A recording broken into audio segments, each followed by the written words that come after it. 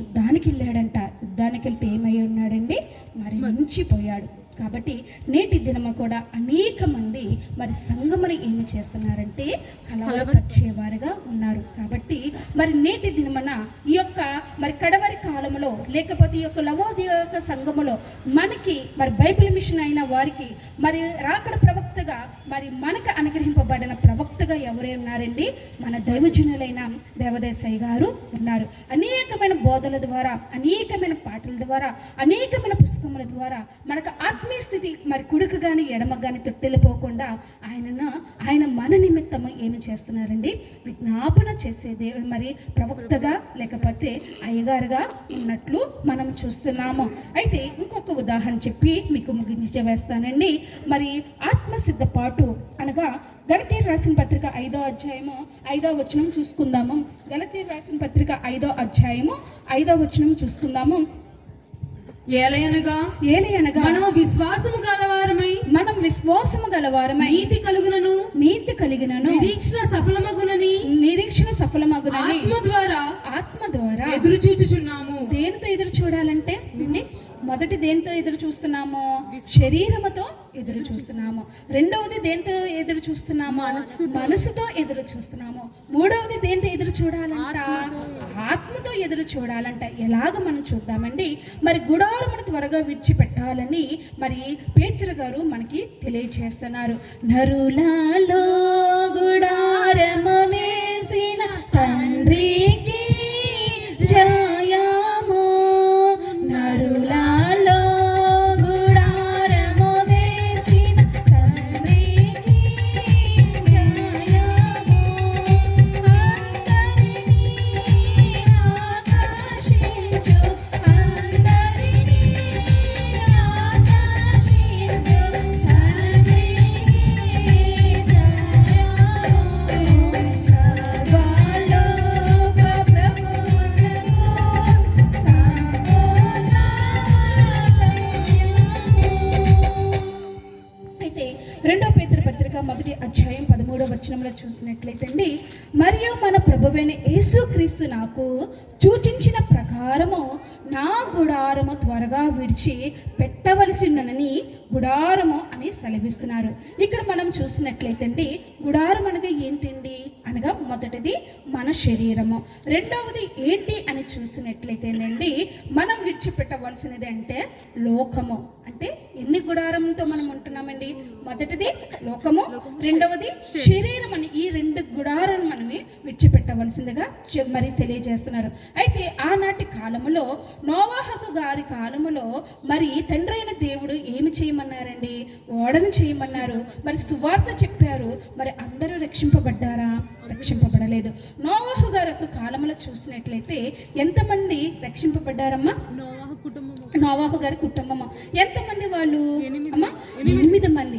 మరి ఈ యొక్క నోవాహు గారి కుటుంబం నుండి మరి లోతు గారి యొక్క కుటుంబం దగ్గరికి వచ్చేటప్పటికి ఎంతమంది రక్షింపబడ్డారు అమ్మా?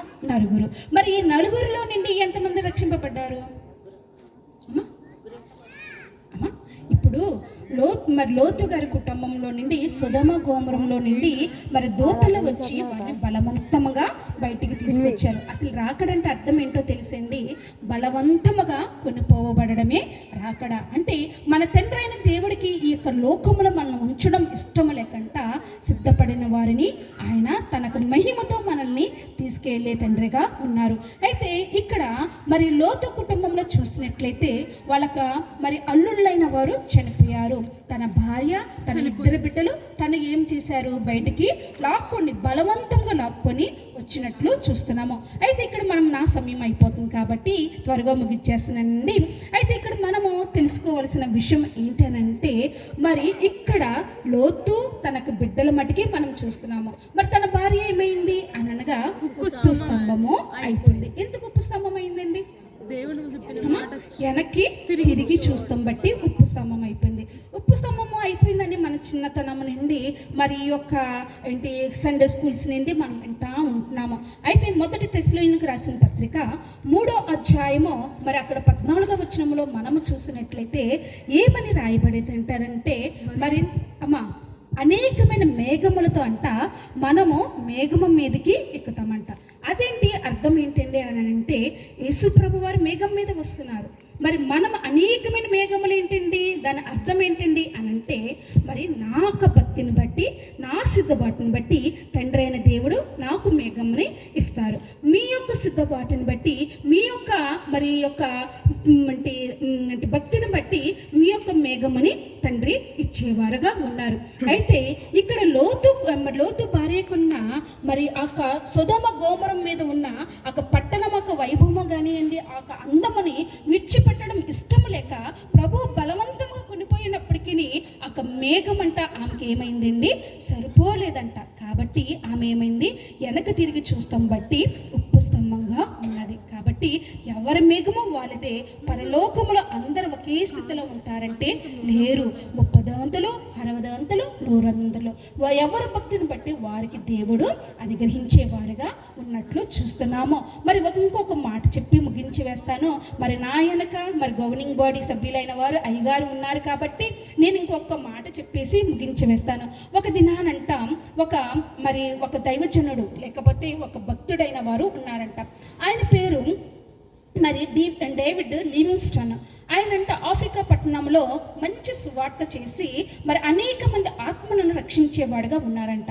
అయితే ఒక దినామునంట ఆయన నిమిత్తం అంట మరి ఈ యొక్క అమెరికా దేశంలో కానివ్వండి, మరి చుట్టుపక్కల మరి పెద్ద పెద్ద దేశాల్లో కానివ్వండి, ఆయన నిమిత్తం ఏమైందంటే పేపర్లో పబ్లిష్ చేశారంటే ఆయన నిమిత్తము రాసి ఉన్నారంట. ఆయనకున్న పేరు కానివ్వండి, ఖ్యాతి కానివ్వండి నిమిత్తం రాసినప్పుడు తన చిన్ననాటి తన ఒక స్నేహితుడంట ఆ పేపర్ని చదివాడంట. పేపర్ని చదివి ఈయనకి ఫోన్ చేశాడంట అన్నారంట. మరి గురి అంటే ఏంటి అని అనగా ఒక గోల్. ఆ గోల్ అన్నది మరి తప్పకుండా మనం ఒక గోల్ పెట్టుకొని ప్రయత్నం చేస్తే ఆ గోల్ అన్నది తప్పకుండా మనం ఏం చేస్తామండి, దాన్ని మనం సమీపించగలుగుతాము, దాన్ని మనము జయించగలుగుతాము. అయితే మరి ఈ భూలోకంలో బరి అంటే మీ అందరికీ తెలుసు కదండి.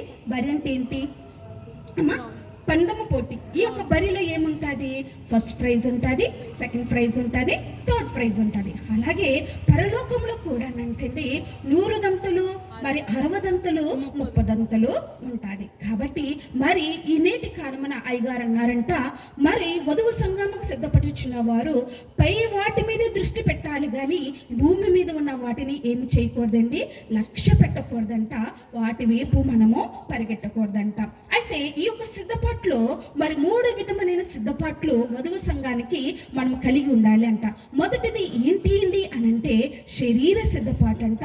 రెండవది చూసినట్లయితే అండి మనసు సిద్ధపాటు అంట. మూడవది చూసినట్లయితే ఆత్మ సిద్ధపాటు అంట. మరి శరీరం సిద్ధపాటు ఎలాగనంటే లూకాసు వార్త 19వ అధ్యాయము 5వ వచనం చూసుకుందామండి. లూకాసు వార్త 19వ అధ్యాయము 5వ వచనం చూసుకుందాము. యేసు ఆ చోటుకు వచ్చినప్పుడు కన్నులెత్తి చూచి జక్కయ్య త్వరగా దిగుము, నేడు నేను నీ ఇంట ఉండవలసి ఉన్నదని అతనితో చెప్పగా చాలమ్మ. ఏంటి యేసు ప్రభు వారు ఏమంటున్నారు, జక్కయ్య గారిని చూసి నువ్వు త్వరగా దిగమంటున్నారు. అంటే మరి ప్రభు త్వరగా అని అంటున్నారు. జక్కయ్య గారు కూడా ఏమి చేశారండి, అంతే త్వరగా అంట చెట్టు దిగి వచ్చి ఉన్నారంట. ప్రియ సంగమా, నేటి దినమా ప్రభు కూడా మనల్ని అంట త్వరగా రమ్మంటున్నారంట.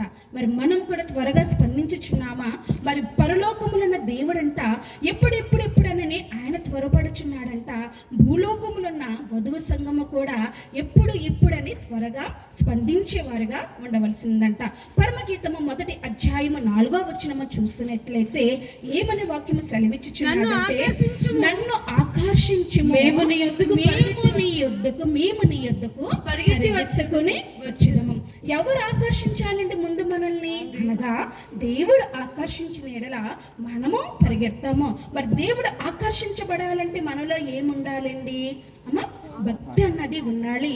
అలాగే మనలో ముందుగా సిద్ధపాటు అన్నది ఉండవలసిందిగా చూస్తున్నాము. ఇక్కడ జక్కయ్య గారు చెట్టు దేనికి సాదృశ్యం అండి అని అనగా లోకానికి సాదృశ్యముగా ఉన్నది. ప్రభు ఈ యొక్క లోకాన్ని విడిచి జక్కయ్య గారిని రమ్మన్నారు. జక్కయ్య గారు కూడా మరి ఈ లోకాన్ని విడిచి ప్రభు దగ్గరికి వెళ్ళి ఉన్నారు. అయితే మనము కూడా ఈ లోకంలో ఉన్న మనము కూడా మరి ఎప్పుడో ఒక దినమున ప్రభు ఎద్దకి వెళ్ళవలసిందే. అయితే ఈ లోకాన్ని విడిచిపెట్టకుండా ప్రభు దగ్గరికి వెళ్ళడం అన్నది అది అసాధ్యము. అందుకే తండ్రి అయిన దేవుడు అయ్యగారు అంటున్నారు ఏమనని, లోకముతో పాటు సంఘము కూడా ఏకమైపోను, ఏమి చేద్దాము అని అంటున్నారు. కాబట్టి నేటి దిన మా ప్రియ సంగమ మరి వధువు సంఘానికి సిద్ధపరచుచున్న మనము జక్కయ్య గారు అయితే ఎలాగైతే మరి ఆయన అన్ని విధాలుగా సిద్ధపడి ఉన్నారో మనము కూడా ఆ విధమైన సిద్ధపాటు కలిగి ఉండాలని తండ్రి అయిన దేవుడు తెలియజేస్తున్నారు. మరి ఇక జక్కయ్యకి మరి సిద్ధపడి ఉన్నారని చెప్పుకుంటున్నాము. మరి ప్రభు ఎప్పుడు వస్తారో ఎవరికి తెలియదు, ఏ క్షణాన వస్తారో ఎవరికి తెలియదు. మరి అందుకే ప్రభు వారు అంటున్నారు ఆ యొక్క సమయం నాకు కూడా తెలియదు, మరి నా తండ్రికి తప్పితే ఎవ్వరికీ తెలియదు. మరి అటువంటి సిద్ధపాటు కలిగి మనం ఈ యొక్క రాకడికి ఎత్తబడే భాగ్యం దేవుడు మనకి అనుగ్రహించవలసిందిగా కోరుచున్నాము కదండి. అయితే ఇక్కడ జక్కయ్య గారు పిలిచారు వెళ్ళిపోయారు అనుకుంటున్నాము, కానీ జక్కయ్య గారు మరి బైబిల్ మిషన్ అయిన వారికి దైవజనులైన అయ్యగారు ఏమి ఇచ్చారండి, 7 మెట్లు పుస్తకం ఇచ్చిన్నారు కదా, లేకపోతే 7 మెట్లు రాసి ఉన్నారు కదండి. మరి మొదటి మెట్టు ఏంటండి అమ్మా ఏంటి, మనోనిధానము కలగడము. అయితే ఇక్కడ యేసు ప్రభు వారు జక్కయ్యనే చూశారు. జక్కయ్య చెట్టు దిగు అన్నారు. జక్కయ్య కూడా ఎవరైనా చూశారండి, యేసు ప్రభు వారిని చూశారు. అయితే అక్కడ మనం తెలుసుకోవాల్సిన విషయం ఏంటంటే చాలా మంది జనసమూహం అన్నది యేసు ప్రభు వారు చుట్టూ ఉన్నారు, ఆయన వెంబడిస్తున్నారు. అయితే మీరు నన్ను ఆకర్షించము,